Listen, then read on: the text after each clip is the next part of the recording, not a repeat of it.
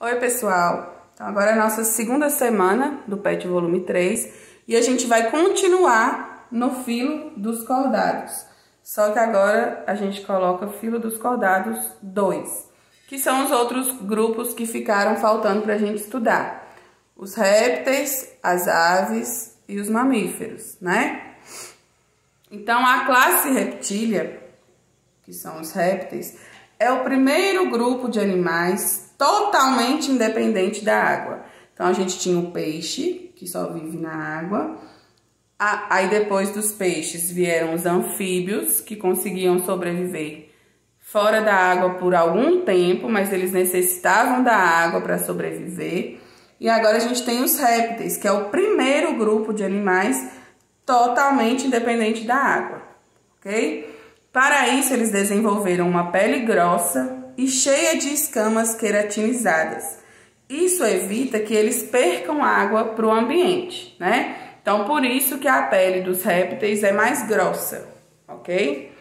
Aí, esses répteis, eles são classificados em 3 tipos: os quelônios, os crocodilianos e os escamados. Os quelônios são representados por tartarugas, jabutis e cágados. Aqui tem então uma tartaruguinha aqui.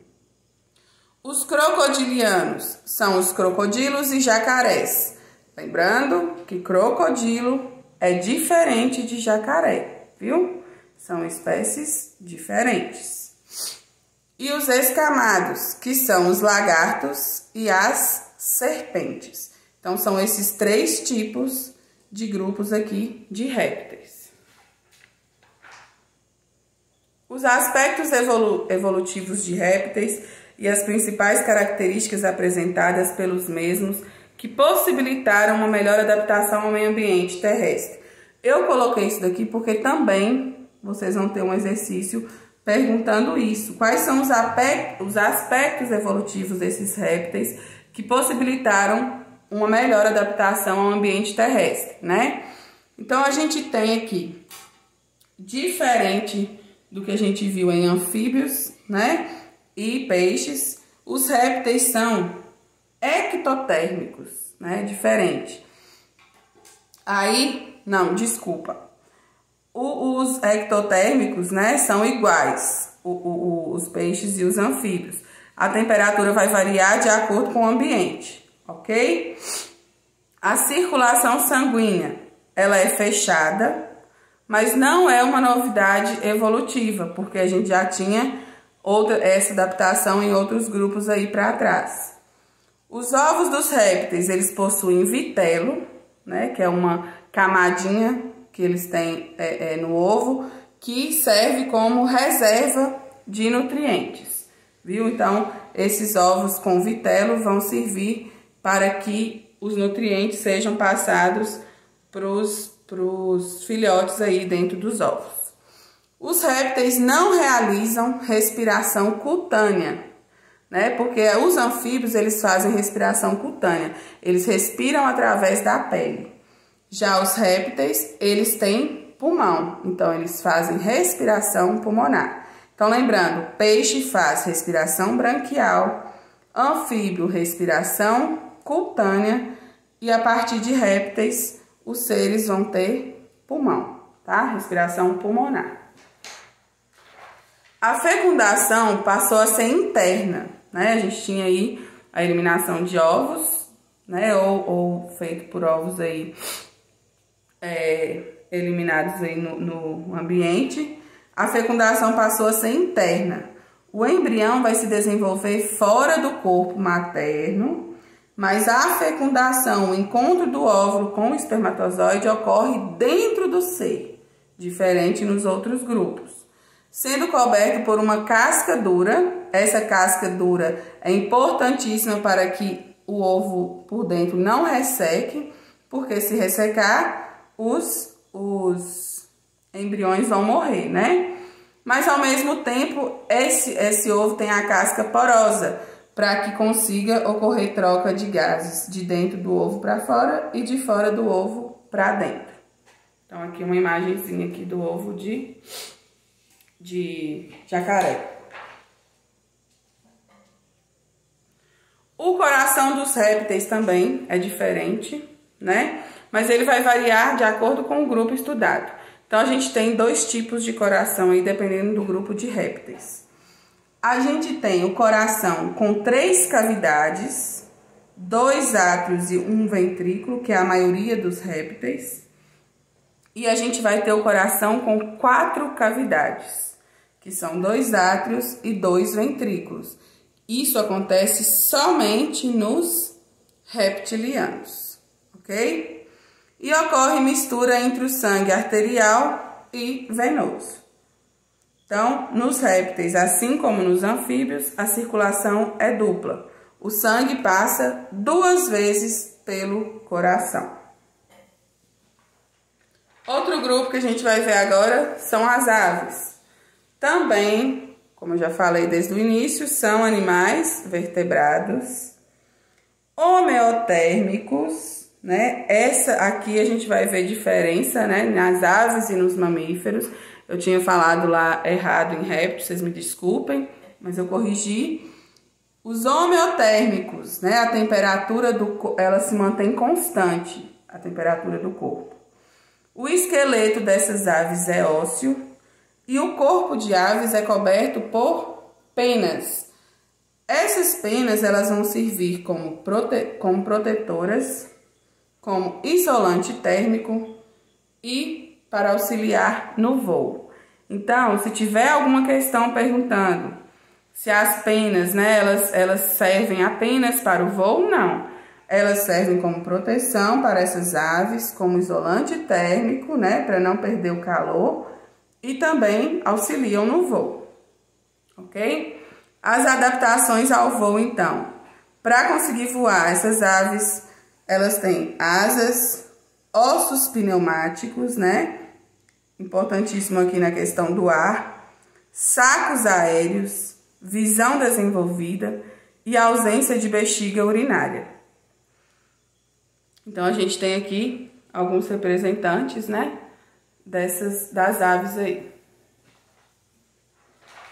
O tubo digestivo dessas aves também, ele inicia num bico córneo e se comunica com a faringe e com o esôfago, que sofre dilatação. Então, a gente tem a faringe, o esôfago, e essa dilatação do esôfago a gente chama de papo, que é onde o alimento vai ser armazenado e vai ser amolecido.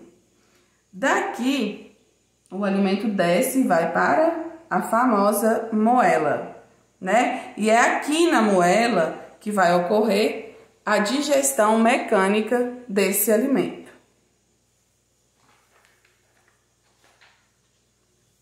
Então, esses animais são endotérmicos, têm a capacidade de gerar e conservar o calor, né? Então, eles mantêm, como eu falei, eles vão manter a temperatura corporal estável e quente. E essa habilidade é comumente referida como sangue quente. Outro termo que é usado para se referir a animais endotérmicos é a homeotermia, que é o que eu falei anteriormente. Eu não usei esse termo, mas eu usei esse daqui, que significa a mesma coisa. Próximo grupo de vertebrados que a gente vai ver e último são os mamíferos. Assim como as aves, eles são vertebrados homeotérmicos, então mantêm a temperatura do corpo constante, apresentam glândulas mamárias, né? Daí o nome mamíferos. Mamíferos o nome veio porque todos os mamíferos possuem glândulas mamárias. Possuem também glândulas sudoríparas e glândulas sebáceas. Tem o corpo coberto de pelos e a epiderme da pele é queratinizada. Então, a gente tem vários tipos aqui de mamíferos. Lembrando aqui, a gente tem um morcego. O morcego não é uma ave, mesmo que ele voa, né? Ele é um mamífero. A gente tem o golfinho também, que é um mamífero, viu? Então, não confundam aí esses grupos de animais. O coração de mamíferos é tetracavitário, como eu falei para vocês. Ele possui 4 câmaras, ok? A circulação é dupla e ela também é completa. Então, a gente tem aqui, só para comparar, né, o tipo de coração aqui. Então, a gente tem coração dos peixes, o dos anfíbios, o dos répteis, o das aves e dos mamíferos. O do mamífero, né, é o mais evoluído. Então, a gente tem peixes, lembrando, possuem duas câmaras, um átrio e um ventrículo. Os anfíbios vão possuir 3 câmaras, 2 átrios e um ventrículo. Os répteis têm 4 câmaras, 2 átrios e 2 ventrículos, mas lembrando que em algumas espécies o ventrículo é parcialmente dividido. E a gente tem espécies lá também, né? Como a gente viu, que esse coração ele vai ser apresentado de forma diferente. As aves também possuem 4 câmaras, 2 átrios e 2 ventrículos, e os mamíferos 4 câmaras, 2 átrios e 2 ventrículos. Então, as características gerais dos cordados aí, se vocês tiverem dúvida, eu só vou falar algumas coisas, né? Os condríctides, aí a gente vê aqui o tipo de tegumento, a circulação, o coração, respiração, a forma de excreta, né? O que eles excretam, a fecundação e o ovo, ok? Então, a gente tem mamíferos, fecundação interna. Então, vamos lá, voltar, ó. Peixe cartilaginoso, peixe ósseo e anfíbio. A fecundação é externa, ela ocorre fora do corpo. Em répteis, aves e mamíferos, a fecundação é interna, ela ocorre dentro do corpo da fêmea, ok? Aí depois vocês olham que é o tipo de excreta. A respiração também aqui é bem tranquilo, né? Condríctes e osteíctes respiram através de brânquias. Tem um pulmão primitivo aqui em alguns peixes ósseos, mas isso aqui é o de menos. Normalmente todos os peixes respiram através de brânquias. Os anfíbios, quando é em forma de larva ainda, né? Quando ele não está adulto, ele respira por brânquias. Mas quando ele fica adulto, ele faz respiração cutânea e pulmonar, porque o pulmão deles não é desenvolvido. Então, a respiração é muito pouca pelo pulmão e a maioria dos anfíbios, né, eles respiram de forma, pela pele, de forma cutânea. Os répteis, as aves e os mamíferos possuem pulmão. E aí, depois vocês deem uma olhadinha nessa tabela aí, tem no pet de vocês também. Aí as características gerais dos grupos dos cordados.